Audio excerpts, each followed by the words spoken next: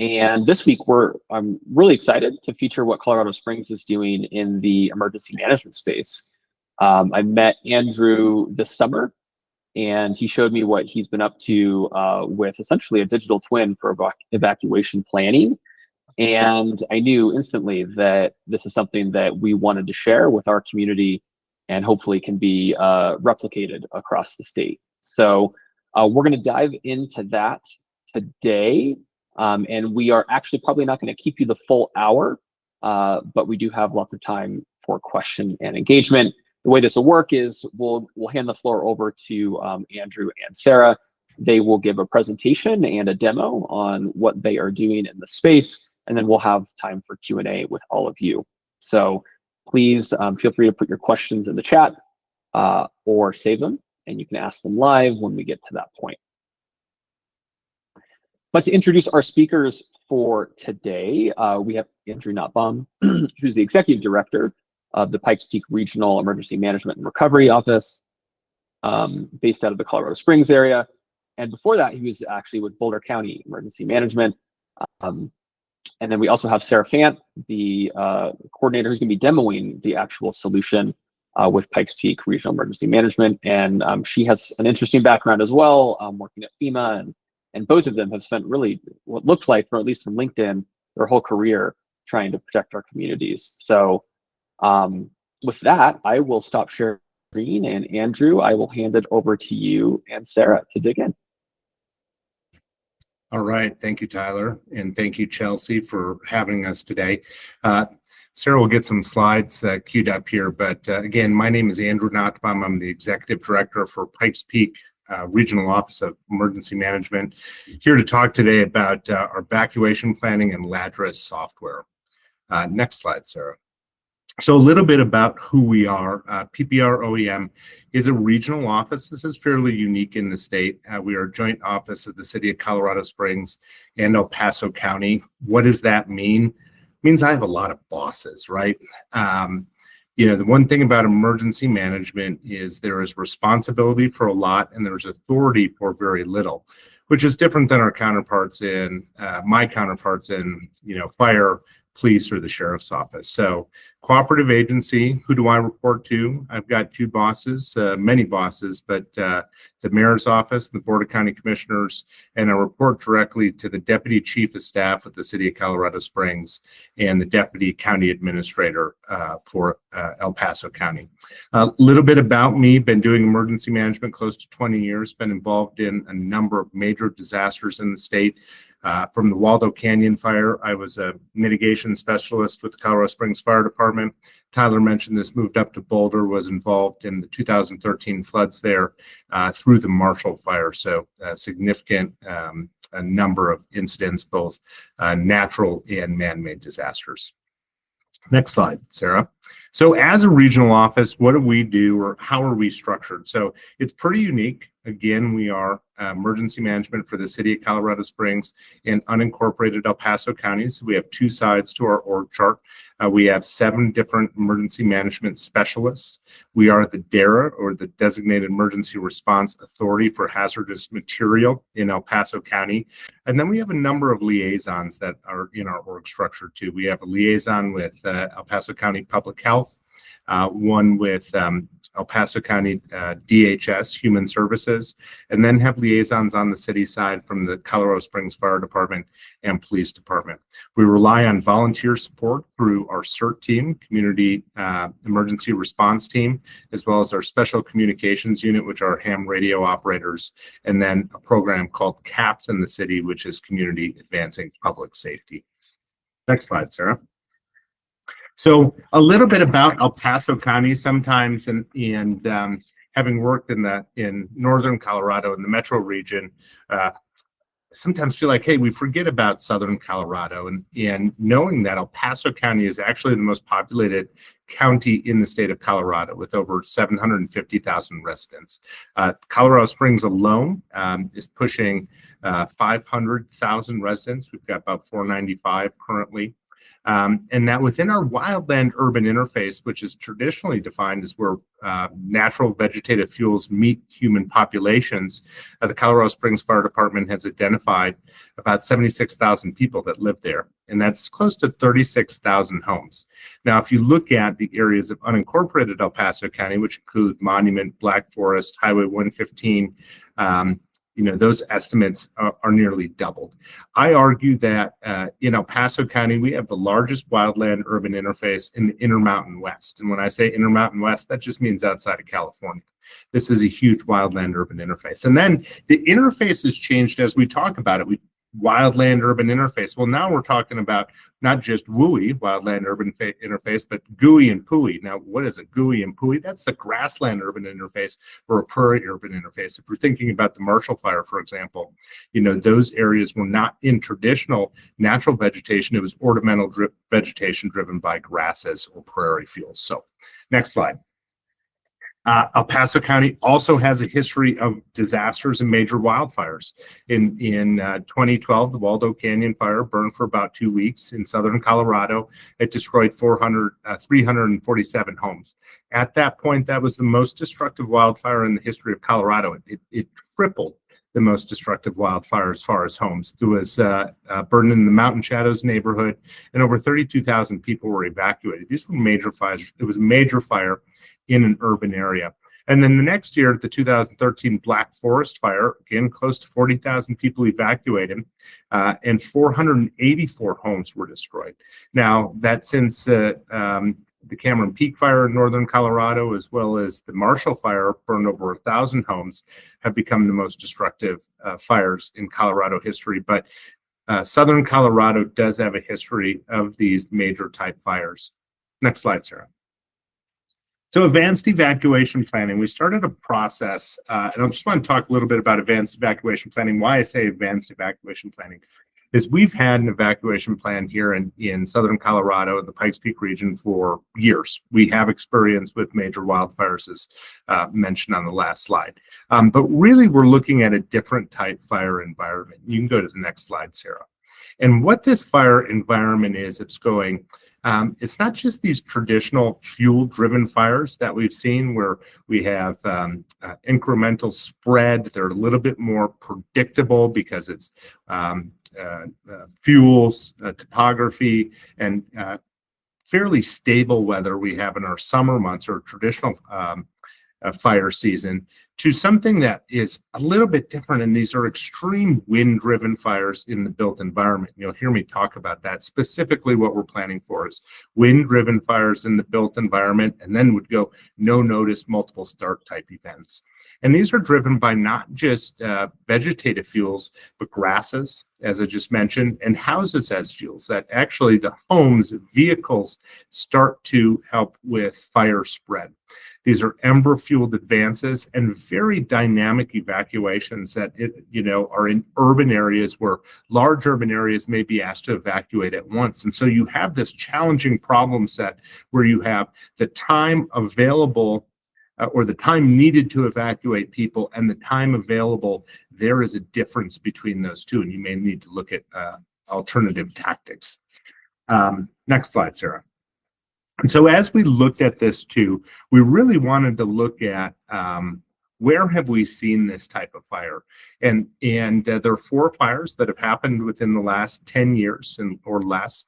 The Camp Fire in Paradise, California of 2018, the Marshall Fire in Boulder County in 2021, Lahaina Fire in Maui in 2023, and the Paradise Fire in 2025. Now, if we have some fire experts online, they may go, hey, we've always had wind-driven fires, Andrew. Yes, absolutely.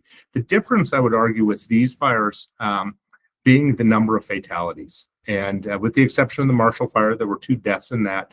The Camp Fire, over 80 people perished in that. Lahaina, over 100. The Palisades Fire in Los Angeles, 30 plus. And so these are different in the scale, partly because of the number of fatalities. So in putting together a plan to deal with this complex situation, we really wanted to have 4 key pillars of the plan. And it was to be data-driven, looking at leveraging technology platforms that are available, to help with decision support and for us to really understand the complexity of the situation, to be locally informed. Our wildland urban interface is very large, but it's also complex. We have multiple military installations. We have interstate travel. We have Garden of the Gods and the Broadmoor and the Cheyenne Mountain Zoo. So we have visitors coming in from out of state. So we need to have local information and then really be driven from lessons learned from these high profile events that I mentioned as we look at alert and warning and best practices. Next slide, Sarah. So what does this mean for emergency management? Basically, we go through an emergency management process where we have a kickoff meeting. We develop our initial strategies. We put together this in a plan. We bring in subject matter experts from different areas. We finalize the plan and we test the plan. And so it took 9 months to go through this process. In addition to 9 months before this process to really identify, to really get a mental model of what we were planning it for. Again, this wind-driven fire in the built environment, extreme type fire. And so what does it mean to really do a good planning process? It takes a lot of partner engagement. So we, as we have in our plan, we have 6 different focus areas that we had focus groups, and this came from the after action review. Really, traffic management in this type environment is extremely complex, so we needed to bring subject matter experts in for traffic management. When do we evacuate or activate this plan? What are the thresholds? You know, in Southern Colorado, Northern Colorado, our state, we may have 30, 40 red flag warnings a year in certain areas. And so the threshold, and as we evaluated these 4 incidents, it's a different type event. It is where we have wind sustained. It's a higher threshold than it is red flag warning. You have sustained winds at 50, 60 miles per hour and gusts to 80 and 90 sometimes. Healthcare facilities, long-term care facilities, public health, huge concerns, evacuating long-term care facilities. How do we change the language of how we address that? How do we operate? Is it fire suppression? Is it rescue, alert and warning, and then emergency coordination center operations? In all, we were really pleased with over 56 departments, agencies involved, spanning over 12 different disciplines. So really had a lot of buy-in in this work. Planning, what does that mean? Where are we at now? We broke it into 3 different stages. We have this monitoring pre-event stage where we're mobilizing resources and we're evaluating the environmental conditions and the weather to if we have an ignition in this type of weather event, would we have rapid spread? The activation, which looks at, again, sheltering, not just fire suppression, but sheltering. Are there different strategies? So we used to talk about shelter in place, or the protect in place strategies, or temporary refuge areas, changing the language for this type of event. When we do, again, face that problem, the time needed to evacuate everybody and the time challenging between the time available to evacuate everyone. And then the reentry, what does it mean to get people back into their homes or to do damage assessments post-event. Our plan itself is about 40% of the plan is checklists for those different SME areas and really looks at what are their capabilities and how do they do resource statusing and deploy resources during this type of event. Next slide, Sarah.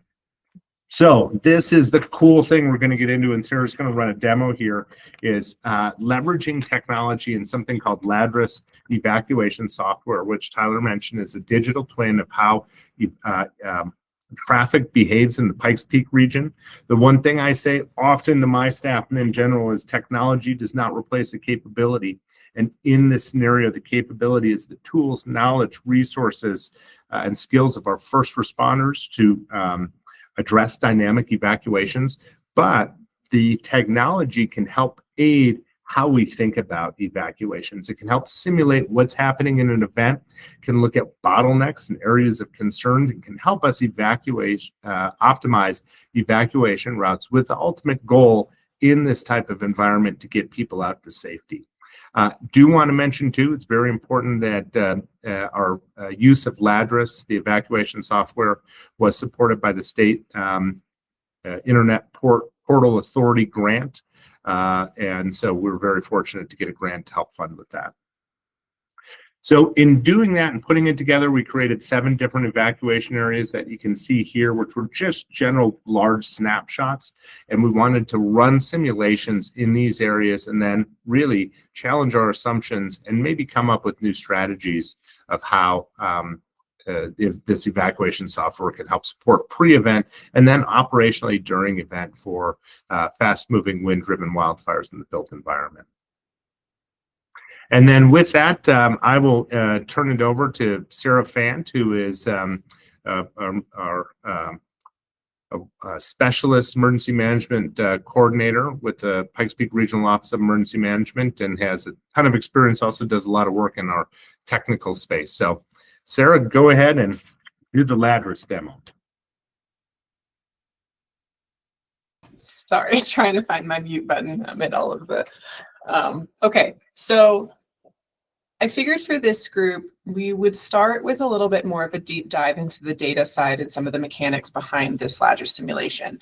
Obviously, from like a smart cities perspective and a technology perspective, well, I'll show you some of the simulations that we've run on the back end, but I wanted to kind of dig into what does it mean to run a simulation? Where is the data coming from that the simulation uses to kind of put out its products?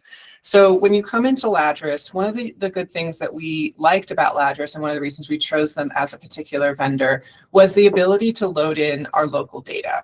So when we're looking at our area, we had done some pre-planning that established evacuation zones for our community. Some of them, the majority of them residing within the city limits, but we had some county partners also reviewing their areas, their jurisdictions, and beginning to identify evacuation zones. These zones are not as used as frequently during operations, so they're not used to call out evacuation areas generally. However, they are very helpful for planning purposes because it allows you to break down your community and have smaller kind of bite-sized pieces that you can test for evacuation purposes, even if they're not, called out with the actual evacuations on the day of. So we were able to load those zones into Ladris, which is really helpful. The other thing that we were able to do is provide our address data, which is very important. As anybody who has worked with data understands, there is open source address data out there. Google uses it. It's pretty decent. However, we have been able to load our address data in from our 911 systems, which are the most accurate address data. It's used by our first responders. It's used by a lot of people. And so we're able to load our address data in. The other thing that Ladris allows us to do is go in and edit and update that data. So regularly we can upload new data if there's significant enough changes.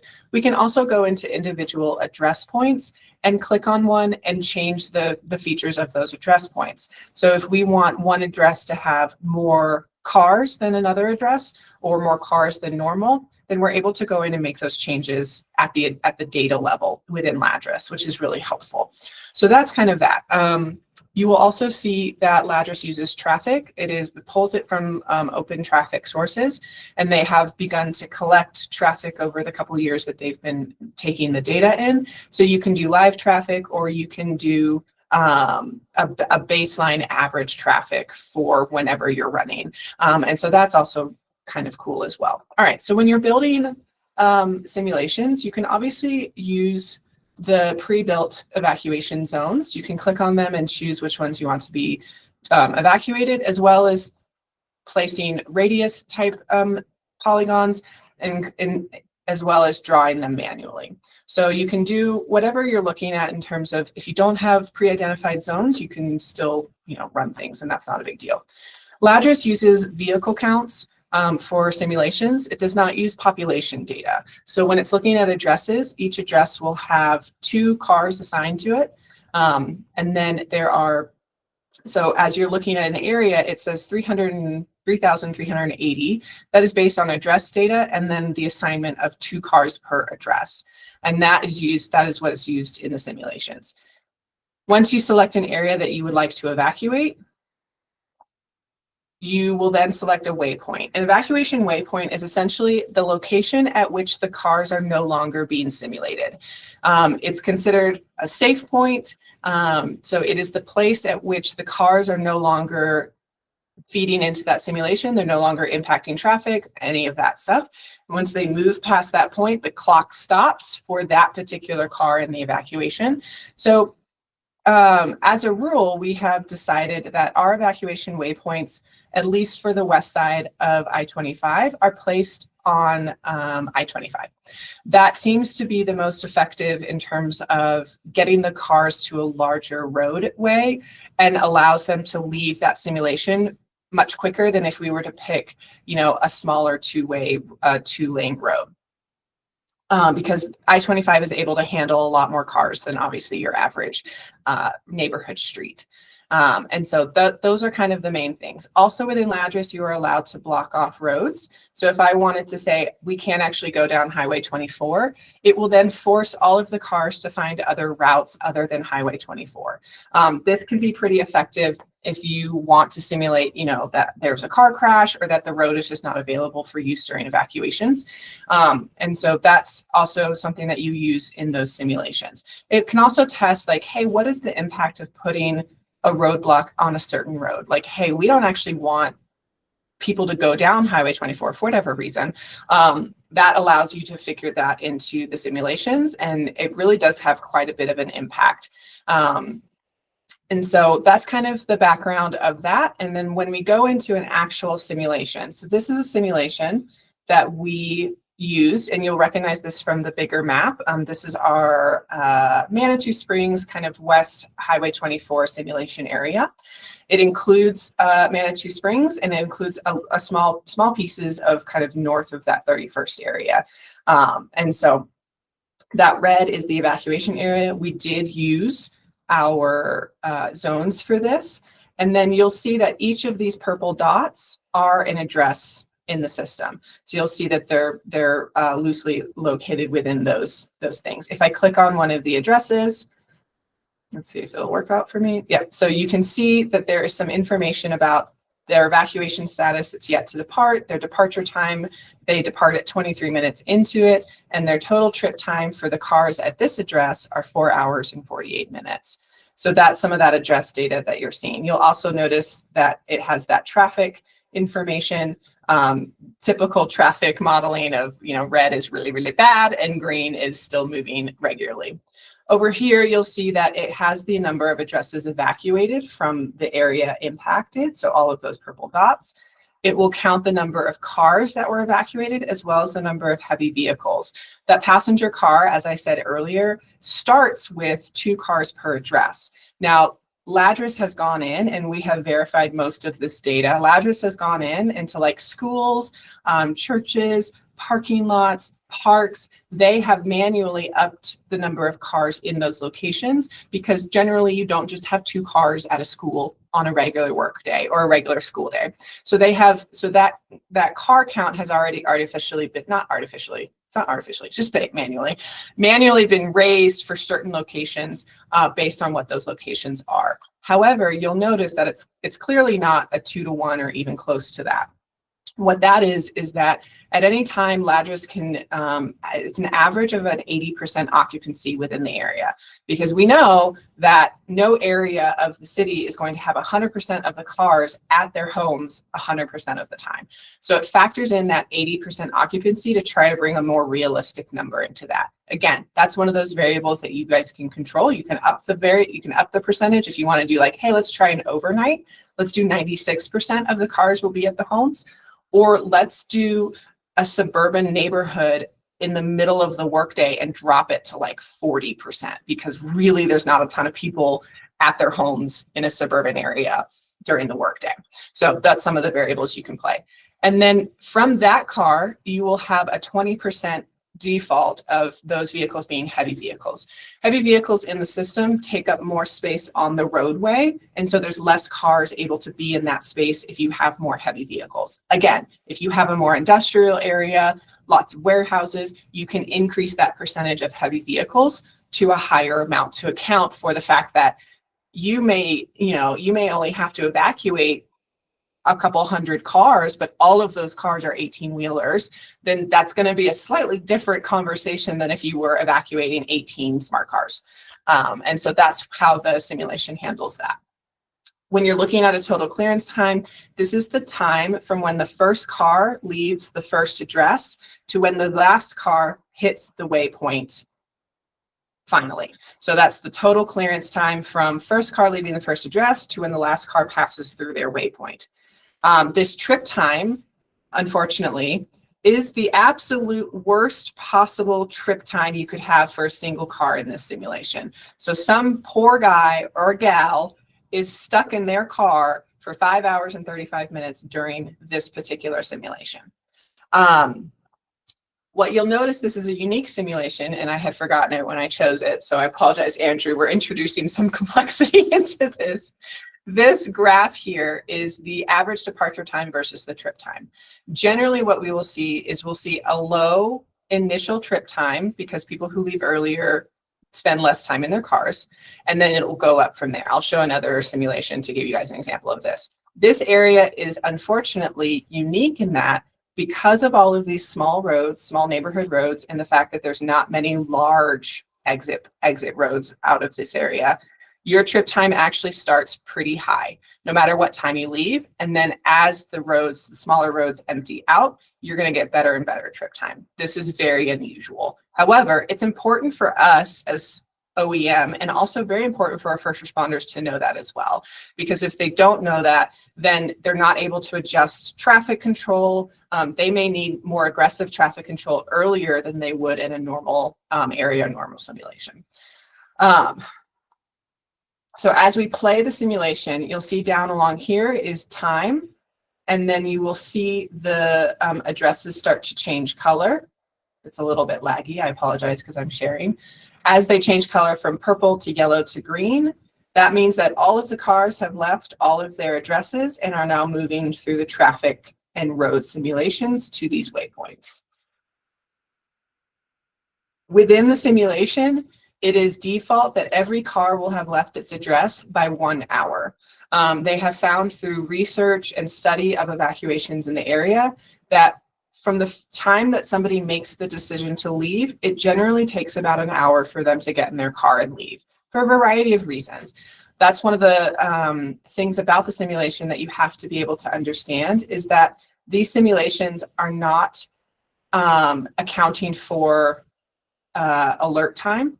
They're not accounting for first responder awareness of the fire and reporting, and they're not accounting for dispatch building messages and sending those messages out. So this is the people have received the message and they have decided to leave, and that is when the simulation time starts. So you begin to add another 20 to potentially 30 minutes on the front end of that for your alert, decision points by incident commanders, and dispatch action in sending out those alerts. And you begin to recognize that some of these are very long evacuation times.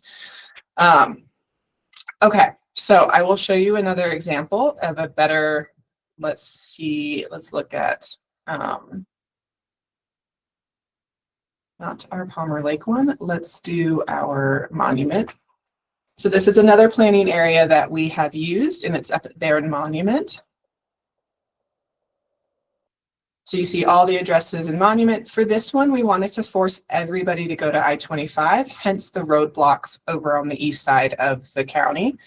And you'll notice that that graph now looks a little bit more normal, if you would like to use that term. And so as people leave quickly, they have a much better trip time than if you wait and leave longer. So this is more of what we see on average from the simulations. Like I said, that west side one is a very unique situation. But this one will also show that when people go to I-25, it is a much shorter time than if you tried to dump them onto 83, because this is a 2 hour and 26 minute total clearance time. It's a lot of people. This would be a very large evacuation. If it had to happen 20,000 cars, it's a lot of cars. And so that 2 hours and 26 minutes, obviously you'll notice that it's much better than that smaller area was over on the west side. But if we were to go back in and choose the Monument east to 83, same number of people, same number of cars, different location, different direction, dumping onto a much smaller 2-lane road potentially in a lot of places, you have nearly a 3-hour difference in that evacuation time. So it has just started to show us that where you're directing people during evacuations becomes very important. And so this is one of the examples we like to use for that. I'm trying to think of what else. Andrew, is there anything else that we've showed before that I'm missing? I think that's great, Sarah. We can, maybe we'll just run through those last couple of slides and then open it up for questions. And if they have specific asks of the software, we can show it. I would just add, as Sarah's pulling up the other slides, that the one thing too, as we looked at this is, so about 2 years ago, the state legislature put together an evacuation modeling study working group that I was part of, and Ladris was one of the vendors we identified. Really, this is just the start of this technology coming. There's been evacuation modeling technology for long periods of time for hurricanes, for example, which are a bit more planned events. But when we were looking at it, we really wanted 3 things within a vendor as we were looking at this, is that it had to be verified through professional papers and a board, the data itself. We needed something that was supported, because as we look at this and we challenge our assumptions of how traffic behaves in that digital twin, we need to be able to ask questions. Ladris offered that. And then the third piece is being able to incorporate our own data into the process. So we looked at several different softwares available. There are some free softwares out there, but Ladris really fit those 3 key components of that. Local data, peer-reviewed, and it was supported. So next slide. So what did we learn through this process? Again, that the technology does not replace the capability, but really challenged our assumptions. A couple of things that Sarah showed is that if we can get to I-25 and use that as a corridor to help facilitate evacuations, we're going to reduce evacuation times. That really on our west side, particularly that Highway 24 corridor, it's going to be very challenging. And so we really need to be early with our alert and warning and evacuating people. And maybe look at tiered evacuations based on getting those people that are most vulnerable or closest to the fire out first. And then really almost all scenarios, and Sarah showed the one that was a bit challenging, it is the fewer the cars on the road and the earlier you leave, the shorter your clearance time is going to be to get out. We're really some lessons there. Next slide. I just did want to hit on this, and one thing too as part of this process, and really the ability of good planning to change things big picture, is that one of the discussions we had through this process was, again, action watch points and action points, and really evaluating criteria for this type of event, looking at those 4 specific events. Well, and working closely with the National Weather Service, they've moved forward starting November 1st with something called a particularly dangerous situation that will be part of red flag warnings. And so a PDS is something that was in the NWS toolbox, but that they hadn't used here in Colorado before. And so for extreme fire days, and again, these are those rare events where the thresholds are 50 miles per hour or greater, sustained winds, low relative humidity, looking at dry fuels. These are the conditions that existed in, Marshall Fire, for example. They will put out this PDS type of notification in addition to a red flag warning. And that is a great trigger for us when those conditions are met to activate our plan. And really, this is something that is pretty rare. It's a 2 to 4 year interval between these type of events, but you can see from the data on the right that this type of event, since 2000, there have been more and more of these type of events in southern Colorado and for the Pueblo warning area. So with that, Tyler, we'll turn it back to you, and we can open it up for any questions. Amazing. Thank you both so much for diving in. I know we have many of our jurisdictional friends of yours across the state that have tuned in. And I have a million questions. I hope everyone else does as well. So if you do have questions, feel free to raise your virtual hand or put your question in the chat. And as we wait for those, I will take the luxury of asking the first question. you guys have both been doing this a very long time. How do you see the opportunity for this technology changing the status quo of like how your jobs are or done, or do you? And what do you hope those changes equate to and outcomes for your residents? Yeah, I'll go first, and then I'll ask Sarah.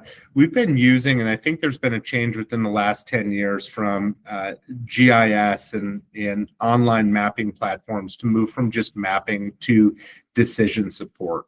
But as we see emerging technologies, it's not just decision support, but it helps with, again, those trigger points to implement certain plans. And really pretty, you hear me say that technology does not replace the capability, but within this space, AI, us to receive information, to distribute information, is that this environment and emergency management is changing, I think.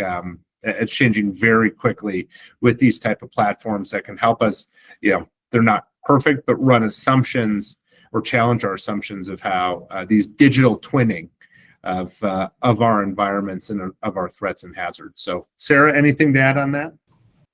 The only thing I would add so I've been, some of my background that he alluded to is I've been now working in emergency management about 10 years, but I started my career in first response. So I worked on an ambulance, so I was an EMT basic here locally. So just enough to get into kind of that first response field from that side, and then before making the jump to emergency management. And what I heard from the very beginning, at least locally, and I don't think this is unique to El Paso County first response communities, is that we had just come off of Waldo Canyon, we had just come off of Black Forest, and there was a lot of conversation about how we don't need to plan because we're very good at our jobs. Like, we're very good at the response. And I think that's a natural thing. That's not anything that's like, oh my God, how horrible of our first responders to think that. I think that's normal. We react really well. We're highly trained. They put a lot of effort and time into training on how to fight fires, on how to do emergency medicine, on how to, like, all of those things. And it makes them, some of the best, if I could say so myself, some of the best first responders in the area. However, and so there was some hesitancy, I remember early on, to like begin having the conversation about data, because it was presented or seen as potentially like questioning of experience, questioning of capability among our first responder partners. And I think that has started to shift. I think as more data becomes available and we start putting that experience and that gut check up against the data is actually supporting a lot of that experience. And so I think I've seen that shift, and that's an exciting shift for me, because I never want to overlook experience. As Andrew said, that capability that is found in a very experienced first responder looking at a situation and just figuring things out based on experience is incredible, and we never want to lose that. However, I do think it's helpful and supportive, and it helps them like feel like there's data to support those capabilities. There's when we went through, we had the senior open here locally this year, and we put our evacuation plans into Ladris, and we upped the number of cars at the Broadmoor, which is where the golf course was, and we upped the number of cars, and they built an evacuation plan, not based on Ladris. It was just, hey, this is how we've done it. This is what we do. And so I was like, okay, let's put it into Ladris and see if closing this road makes it worse or makes it better. And like, we played with a couple different things. And what they found was it worked. Their original plan, based on experience, based on years of doing this, it was supported by the data. And I think that helped with a lot of them feeling a little bit less worried about the push for the data side, because they were like, oh no, it supports me. I'm actually, yeah. So I like that aspect of it. And I think that will continue to shift, of like people not being so, I don't want to say afraid, but just wary of data, because I think it will begin to see, and they'll see that it supports the important knowledge and experience that they've gained through the years. So I think that would be the only thing that I've added. Yeah. It's incredibly important. I mean, there are all sorts of data and technology tools out there, and over I've seen lessons learned of what is going to motivate people to use them or trust them.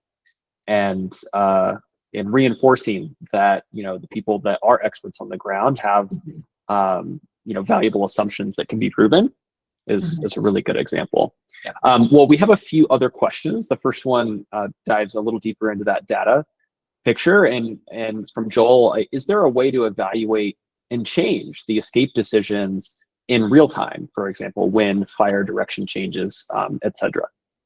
Yeah, that's a great question, Joel. A couple of comments on that. So Ladris is putting out, and it's will be sometime next summer, a 2.0, which will actually give suggestions based on the AI technology of where to evacuate. So you could close certain roads, but it won't be as we put in, and Sarah demonstrated closing off.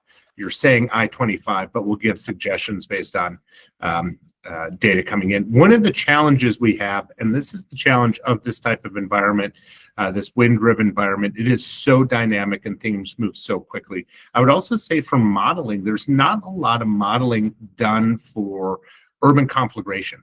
Okay, really what we're talking about in the scenarios that Sarah just ran, that goes from a forest fire to an urban conflagration. Now, with vegetative fuels, we know with wind, topography, you can calculate rate of spread, and that is more predictable, but that it really is super dynamic, this type of environment. So the technology isn't there, the return of the urban conflagration, there's some papers out there, but it still is a place where we're there still needs to be a lot of research, because these type of large interface fires are different than traditional wildfires.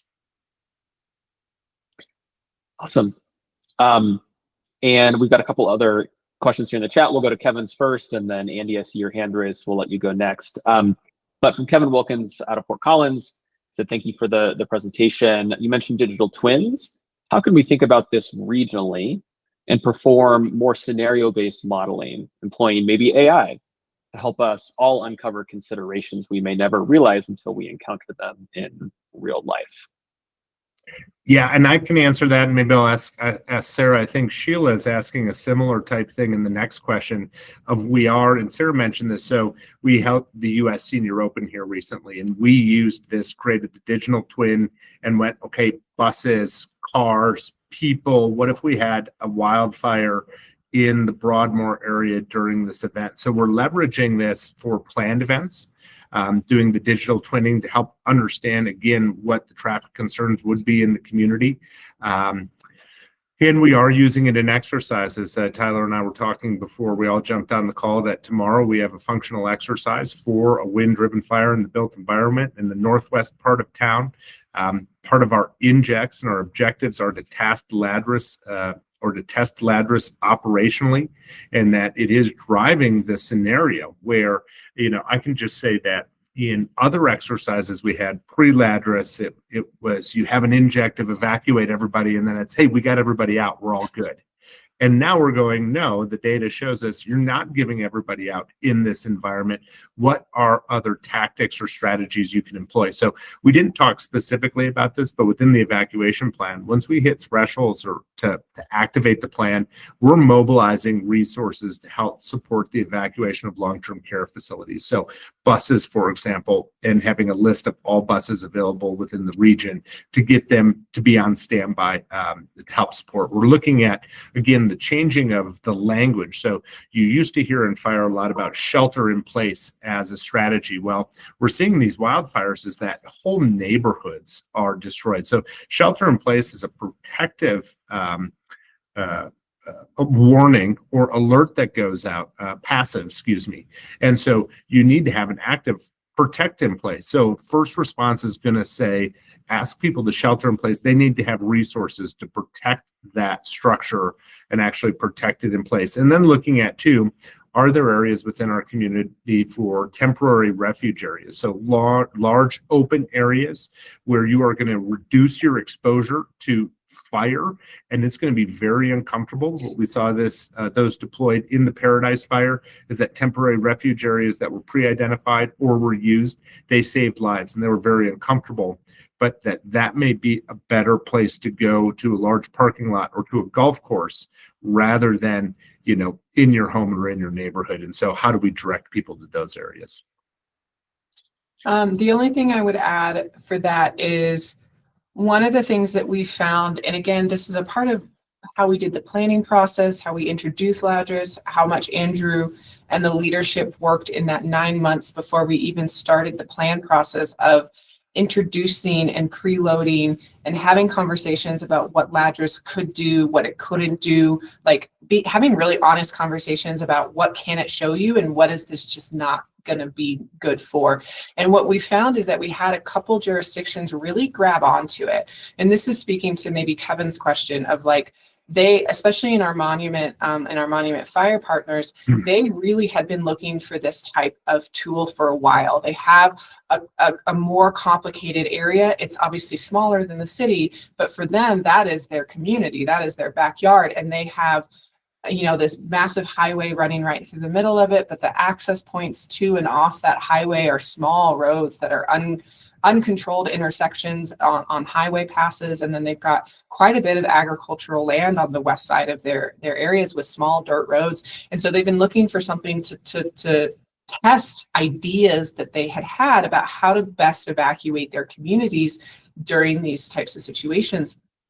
And so we went up and we sat for probably about 2.5 hours after they had been given access to the system and they had already played with it. We went up and sat with them for about 2 or 2.5 hours, and we tested various aspects. We tested closing down incoming traffic to I-25. We tested shutting down the across I-25, so people couldn't go across I-25, because when you go across I-25, you introduce that left-hand turn, which for that community is an uncontrolled intersection. You would have to have law enforcement at those intersections in order to let anybody turn left. And so they tested shutting down those cross lanes. And so they were able to like work through a lot of the considerations that, based on their experience and their knowledge as the first responders for that local community, they had already kind of like thought of like, hey, what if we could do this? But then we were able to go in with that data and say, actually, and what we found was cutting off that cross traffic was the single most, like that thing made the most difference out of all the different things we tried. We played around a little bit with contraflow, which is another conversation. It didn't work for the area because the roads are still just 2 lanes. And so it's really not a huge deal. And then you still have to let people onto the roads. And so, but that like eliminating that access to I-25 and making it that they all had to go south or they all had to go north, that I think that ended up saving them about 45 minutes on evacuation time, which is not, it doesn't sound like a lot, but the 3 hours that I showed you guys was a pretty extreme example. Most of the time you're going to see that like 10, 15, 20 minute change in things. And so they were really excited of like, at least initially, this is a really viable option. Now, is it going to save them exactly 45 minutes during a real world active incident? I don't know, probably not, or probably it'll be something slightly different. But for them, it's enough of a basis and enough of an evidence-based decision where they're like, that's one of our first actions, is to get 2 or 3 cops, right? Because you don't need many to just close a whole thing down, to close those areas. And so that's kind of how we're using it regionally. Kevin, and some of those considerations. And a lot of it is just playing with it. A lot of it is like playing with it, seeing different things. On the training and exercise side, we'll see how it works tomorrow. We haven't done this. Again, the way it's designed is it's not necessarily a time to beat, it's an awareness. It's a, hey, you try to evacuate this whole area all at once, you're looking at on a blue sky day with no panic and no roads closed and nothing else happening, you're looking at 5 hours. And that's a data point for that incident commander. At the minimum, it's a data point to set that expectation. Now, is that going to be longer? Is that going to be shorter? Probably. Like, it's never going to be the most accurate because it's obviously simulation. But I think we're looking at it as more of like, hey, this is a data point for us. And we dig in, and as we dig into those, like, hey, how can we change things and like what things are going to make the most difference? It allows them to have more tools in their tool belt that they know, at least on the computer, can make a difference. And Yep. it may or not work for that situation, right? Because it's always going to be a slightly different situation, but there's something that they know that they've thought through and worked through. So I hope that answers those questions. Yeah, I think it does. And 45 minutes is a lot of time. I mean, how long did the Marshall pilot take to take out most of the homes? It was like around an I don't hour, know right? Marshall, but I know About 4 hours. 4 hours. Yeah. Honestly, and it moved. And I think that's the, how quickly things are spreading between those homes, these fires are often shorter in duration, but how quickly they move. Awesome. Well, Andy, thanks for your patience. Feel free to unmute yourself and ask your question. Hey guys. How are Hey. you? I'm gonna switch my camera because apparently I'm over here. Or I'll just turn it off. So awesome presentation, really cool. Our company, I met Tyler, we're a startup that was part of the Smart Futures Lab incubator, and we've been focusing on like supporting. Are you guys familiar with Kotak at all? Yeah, I know what Kotak is. Yep. Okay, sweet. Are you guys integrating into that with a plugin and software? So, while management and operations are seeing, okay, here's what's going on, here's futures, here's evolving events, getting out to the operators and the other leadership on ground, so they know what's going on, but also, enhance situation awareness, enhance comms and whatnot. Yeah, so great question, Andrew. Kotak as a way to help build situational awareness, the first responders.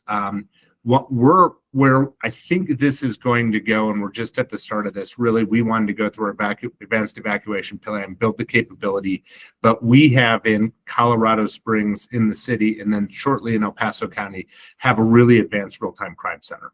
Yep. And so the goal will be eventually to get this into the real-time crime center. The one thing too that, and this is fairly obvious for any of us who have worked in first response, is that unless our response community is using a tool daily in their operations, the training on it, or just having the just-in-time training to be able to turn it on, we have failures there, right? Because you're not losing you're engaged in life safety measures, rescue operations, and you're not pulling up a tool unless you use it. So the goal will be to get this in the real-time crime center, to train them on it so they're using it for events. And then based on the protocol here is when we activate our emergency coordination center, which is our version of emergency operations center, we can be running this type of modeling during an event and then getting it out to the field.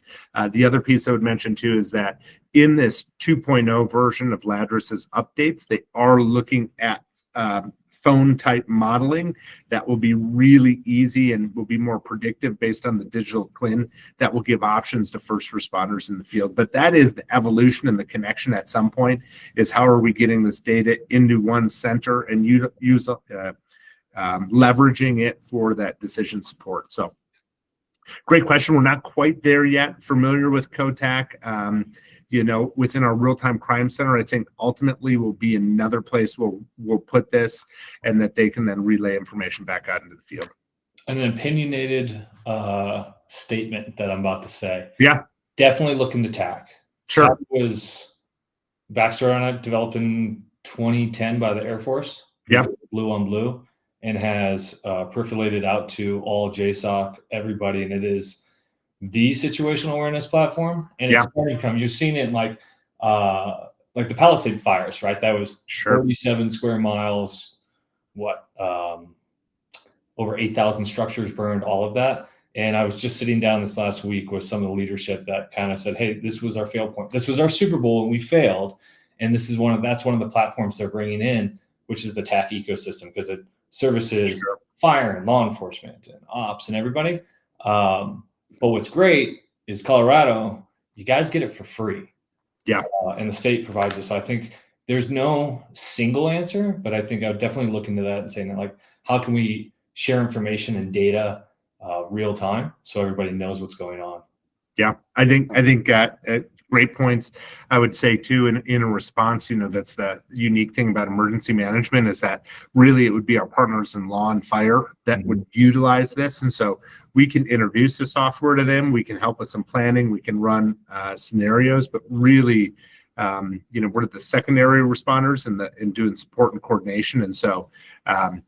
It has to be buy-in from law and fire first on this capability, and then we would help support them is always the challenge we have. Because when I look at it, I'm like, yeah, same thing. That the ATAC or the COTAC or whatever it is now is great technology, but how do we get that in the hands of our first responders, and are they going to use it? So, yeah, the second statement is anything else. Yeah, cool. Thanks. Yeah. Awesome. Thanks, Andy. Yep. Awesome. Well, I know we only have 4 minutes left. Manish put in some very specific and great questions in the chat. Maybe we can just start with the first one, and if we don't get to the second, then maybe we can follow up. But asking specifically about the vendor Ladris and how they're ground checking vehicle counts, can you speak to how they are internalizing that 10% zero-car households and other community living situations, like maybe age-assisted living homes? Like, can you just talk a little bit more about the assumptions that go into that? So I will. Go ahead, Sarah. I'll talk about what I assume to be true and then what I know to be true. So when we're talking about vehicle counts, as I said, the default factor is going to be that I think it's technically 2.3 vehicles per house or per address. Then they have gone in and manually updated certain address points based on, hey, this is a senior living, this is a hospital, this is a school, this is a parking lot. The 80% reduction in population density, or the 80% density, is, from my understanding, applied averagely across all of the addresses. So I assume within that average, you're going to have an address or two that are 0 cars at that address. But I do think they do their best. The model applies it as an average across all of the addresses in terms of that reduction. Now, I don't know. What I don't know is that a 0.5 car reduction, or is it a whole car reduction every time? Like that's what I'm not sure of. And in terms of how that applies to the households and the community living situations, I have never actually gone into a simulation and double checked the number of cars that the simulation put at a particular address. So I don't know how I would answer that. But I do know that 80% or the 60% or whatever you put that density as is an average across all of the addresses. So that would be the answer to that question. That's an interesting question. I'm sure they have the data on that. Is it to a place where I could see it, or is it more of like the engineers would have to look at it? I'm not sure, because I've never gone in and specifically looked at it. I can look at what the normal number of addresses is, or number of cars at an address is prior to a simulation. But once the simulation starts, I have not tried to look and find what number of cars was at that address specifically. So pre-estimation. So because, again, this is partially what I assume to be true and partially what I know to be true. Ladris has the AI learning with it. So every time a simulation is run, that AI learns more about that simulation, about that area, about what we want, depending on the variables that are input into it. They do have a Monte Carlo setting. I have never run that. We've never run that. We didn't really look into training on that. I think it's something that eventually we may look into running on it. They do have the ability to run a Monte Carlo simulation. What I assume and what I think is that is part of what they're using data-wise to build their version 2.0, which is that estimated, like, hey, like, let's give you recommendations. I don't know that for sure. And we've not run the Monte Carlo simulation. So I'm not exactly sure what products would come out with that and how they would differ from the standard simulation. In terms of the estimations, most of the time, the estimations you're going to see in those simulations, other than just the AI learning that happens in the background, is going to be the traffic, obviously, simulations. The other thing that I didn't talk about was how the cars choose their routes.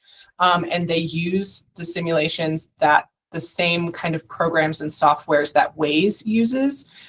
So if you've ever tried to route yourself somewhere with Waze, that is the same thing that's happening at every single car level in that simulation. So the car is looking at all of the available waypoints, and it is attempting to choose the quickest, shortest route to the closest waypoint.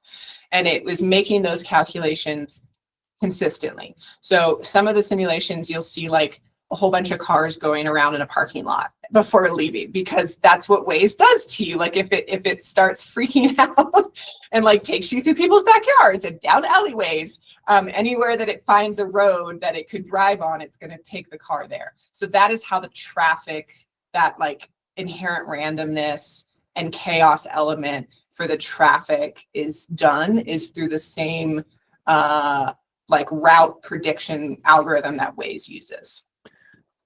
I'll just answer the last piece too, as far as actually running actual exercises. We did for 10 years have evacuation exercises here for full communities and really struggled to get participation. So last year we just did the data analysis on that, had over 3,000 government hours putting in for a whole neighborhood, and had about 100 people show up for the exercise, which was about half of that as far as households. So, maybe we would run simulations. It's a good question to go for the Ford Amphitheater, or if there's an event at the Broadmoor and compare it. But we have had very little success at running full scale or functional exercises with community involvement for evacuations. I will say one more thing about that. Ladris does do simulations. So they will look at major fires, and they will run simulations and then compare the results in the data. So that is a part of how they validate their processes. Like we ran the simulation for Waldo, and it came out very similar to what the actual evacuation time was. And so that is one way that they do validate, is they work with real life incidents, and they take that and they put that into their systems. Yeah, great point. That's great. Thank you guys for diving deep on those detailed questions, and for sharing all of your lessons learned and experience with our group today. We did record this, so we'll be sending this out to the folks that have registered. And I think this is the beginning, right? I mean, there is so much opportunity here, and getting into the real-time space, and also potentially doing more research on, heaven forbid, there is a disaster in your region. But if there is, being able to look at the data that you simulated and compare it against reality is only going to make things better. So thank you both. I appreciate your time. Yeah, thank you for having us. Thanks, Tyler. Thanks, everyone. Yep.